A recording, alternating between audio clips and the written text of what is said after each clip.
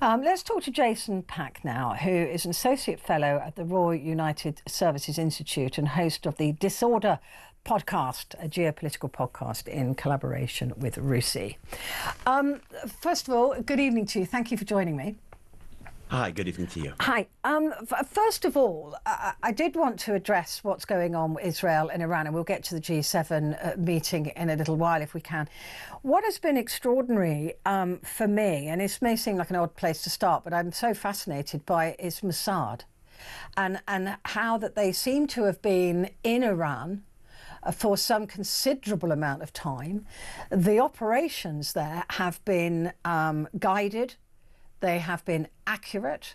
They've been able to track in real time some of the leaders of the Iranian military and kill them with laser sharp accuracy.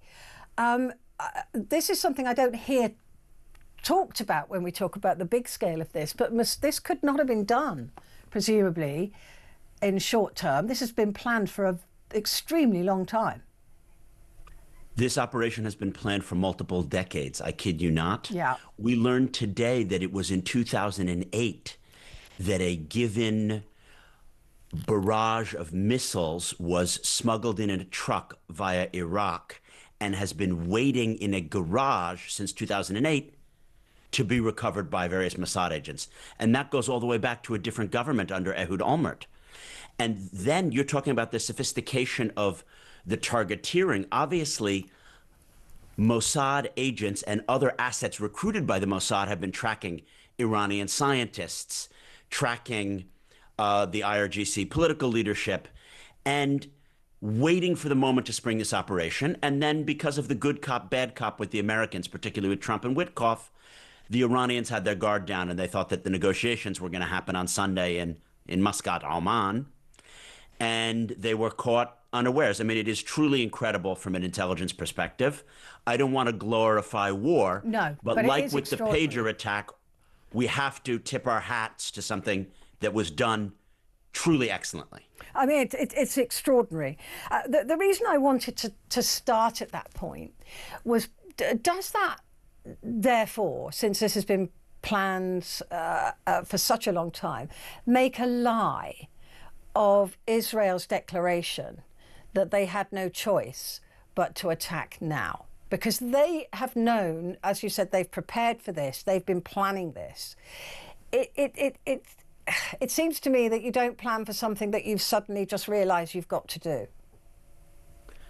I'm not going to fully agree with you there, if you don't mind. No, it's fine. Netanyahu has been very consistent, and I'm no fan of his politically, but he's been consistent that the Iranian threat is existential, but that he couldn't proceed without American green lighting and acquiescence. So he needed 3 or 4 conditions. One, he needed that the proxies of Iran, particularly Hezbollah and the Houthis and Hamas, were significantly weakened so that the Iranians couldn't activate them and, wreak untold damage on Israel. And the October 7th war has degraded Hamas and Hezbollah, and the Houthis have already fired a lot of their missiles. They may not be degraded, but they're not a threat that he's afraid that they're going to, for example, close the Red Sea, because they already did that.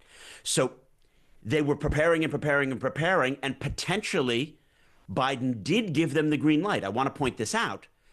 It was just on June 11th that an American CIA officer with the last name of Rahman was sentenced to jail for leaking Israeli war plans, which were exactly these war plans that were done, Petri. And that was in 2023 that they were leaked for use in 2024. So yes, they were preparing for 15 or more years, but this was the only moment that the proxies were degraded, the Iranians were caught off guard, they had the green light of the American president, and the window was there. Now, the president obviously knew about this sometime, that they were going to execute this attack, because we saw days before, even in some cases longer, American troops being moved. We saw, it's always a sign, isn't it? I always check to see what is going on that isn't making the news, because I know that that's going to be important. But then Donald Trump will say, well, I didn't want them to do it. I tried to. Is he lying?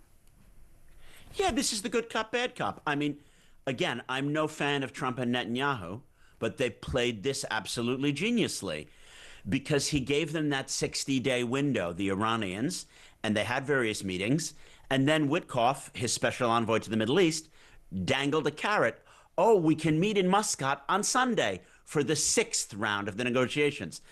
So it was past the 60-day window, but they had dangled this other meeting, and this was to keep the Iranians off guard. And again, I believe that to strike a good negotiation, you need to have leverage.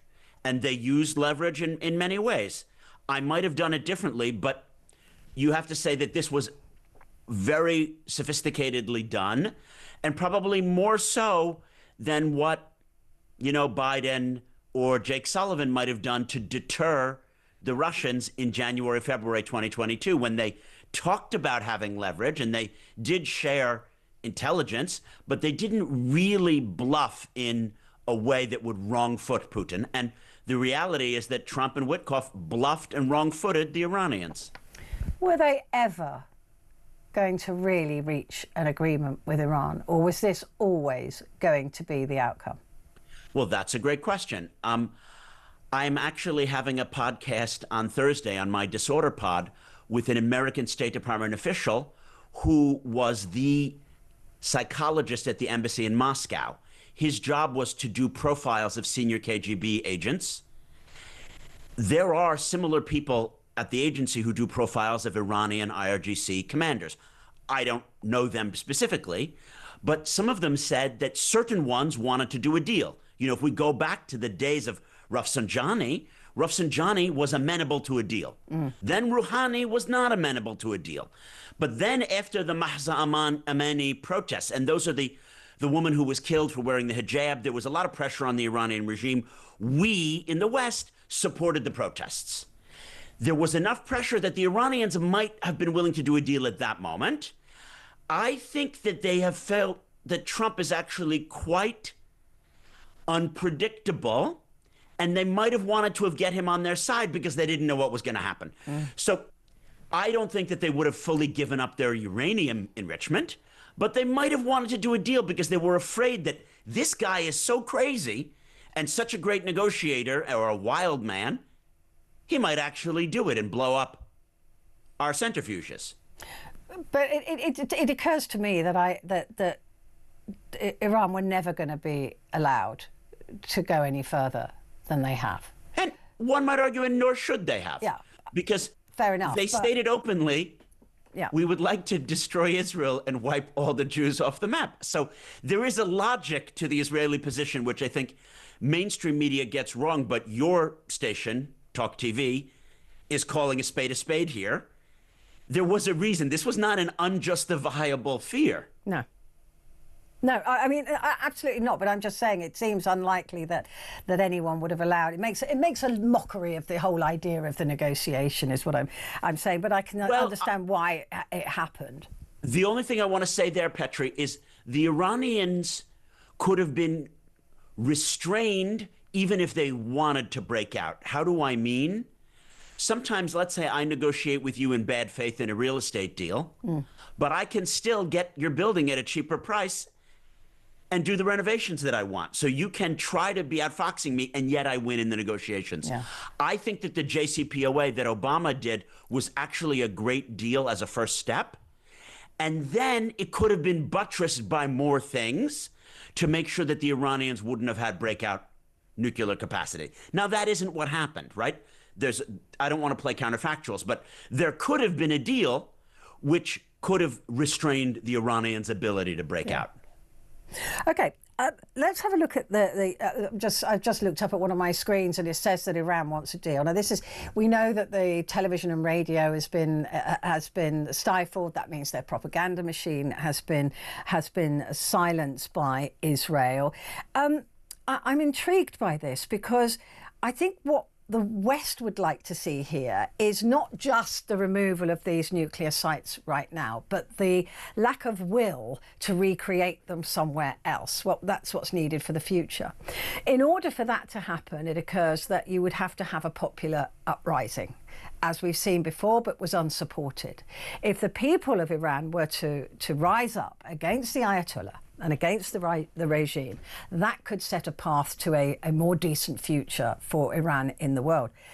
But that's not what countries like Russia want. They want this to stop now, surely. Yes, you are pointing out something very important. The Iranians, when they say, oh, we will stop bombing Israel if they stop bombing us, are playing the media, and particularly playing the Western left. Oh, look, the Iranians are just peacemakers. Sure. Because everyone knows that the Israelis have a step-by-step plan, and it doesn't matter if you decapitate the leadership, take out the anti-aircraft, if you don't hit Fardo. You've got to hit with bunker-busting bombs the mountainous site under which the centrifuges are bombed. Yeah. That is the end game. It's got to be everything or nothing. It's got to be all of it.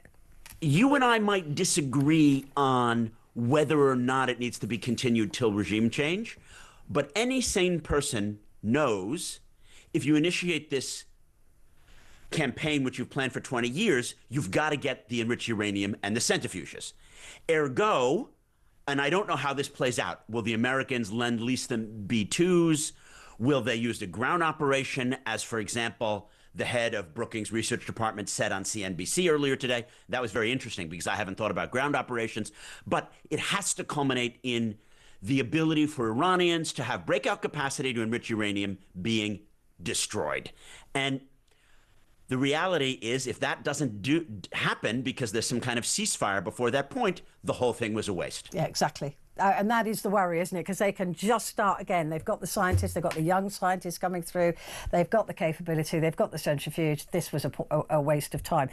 Just quickly, I could talk to you all night, I really could. The G7 meeting that is ongoing, how much of a thorn in the side is Donald Trump? I can imagine there's quite a few people at that meeting not wanting to discuss very deep security with a man they don't trust anymore. Oh, that's very interesting. I don't think they don't want to discuss things with him. I think that they merely want to each frame the outcomes in ways that they think he'll go for.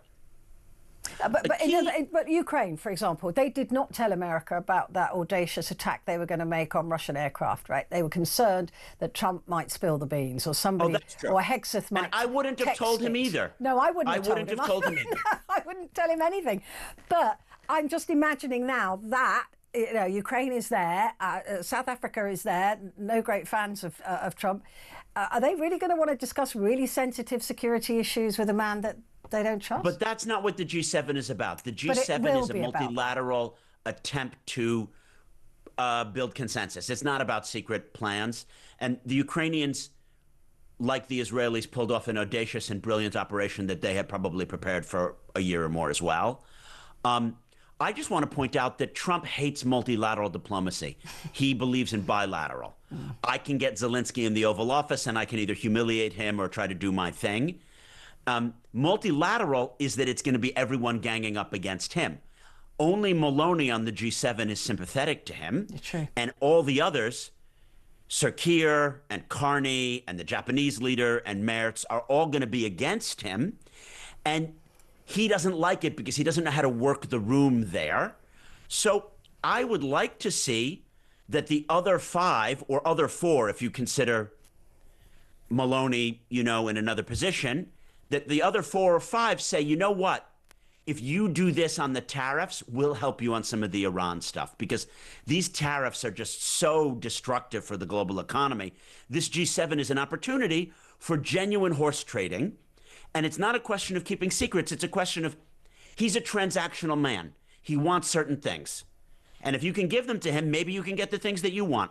I think that Keir actually is doing a great job, and that if he and Carney work together, I hope that we can roll back some of these tariffs and get some economic stuff moving. Trouble is, the last time Trump was at the G7, he ripped up the agreement on the flying home. So I don't know if we can trust him on agreements either.